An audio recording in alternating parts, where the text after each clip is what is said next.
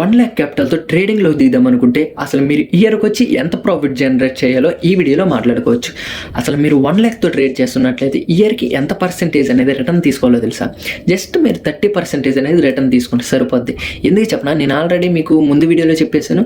So ఇక్కడ మీరు compound అనేది వర్కౌట్ అవుతుంది. సో నా స్ట్రాటజీ కూడా అదే అని చెప్పాను. సో ఇక్కడ మీకు డిసిప్లిన్ అనేది అలవాటు అవుతుంది, అట్లానే మీ అమౌంట్ అనేది కాంపౌండింగ్ కూడా చేసుకోవచ్చు ట్రేడింగ్ చేస్తూ. అండ్ మిమ్మల్ని పద్దాక నేను ఎంత డిసప్పాయింట్ చేయడానికి కారణం ఏంటో తెలుసా? ఇప్పుడు మీరు నన్ను నమ్ముకుని అండ్ నా వీడియోస్ చూస్తూ ట్రేడింగ్ నేర్చుకుంటున్నారు. సో ట్రేడింగ్ నేర్చుకుంటున్నప్పుడు మిమ్మల్ని ఎటువంటి తప్పుదావ పట్టించకూడదు. అండ్ అలా అని నా వల్ల మీరు ₹1 సంపాదించుకోకపోయినా పర్వాలేదు, అండ్ అలా అని నా వల్ల మీరు ₹1 కూడా పోగొట్టుకోకూడదు. అది నా పాయింట్ ఆఫ్ వ్యూలో.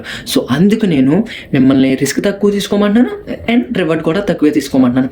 సో మీకు ఎక్స్పీరియన్స్ వచ్చే కొద్దీ కూడా మీకు రిస్క్ అనేది ఎక్కువ తీసుకోవచ్చు అండ్ రివార్డ్ కూడా ఎక్కువ తీసుకోవచ్చు అనమాట. గుర్తుపెట్టుకోండి. అండ్ మిమ్మల్ని ఎటువంటి తప్పుదావ పట్టించుకోకుండా అండ్ అవతల వాళ్ళు చెప్పేసినట్టు అంత ప్రాఫిట్ జనరేట్ చేయండి, ఎంత ప్రాఫిట్ జనరేట్ చేయండి అని నేను చెప్పొచ్చు, బట్ నేను చెప్పను. ఎందుకంటే అట్లా కనుక నేను చెప్తున్నట్లయితే మీరు ఎక్కువ లాస్ అయిపోతారు. గుర్తుపెట్టుకోండి. అందుకు నేను ఇంత ల్యాగ్ చేస్తున్నాను అనమాట. ఎందుకంటే మైండ్ సెట్ వీడియోలో వెరీ ఇంపార్టెంట్. గుర్తుపెట్టుకోండి.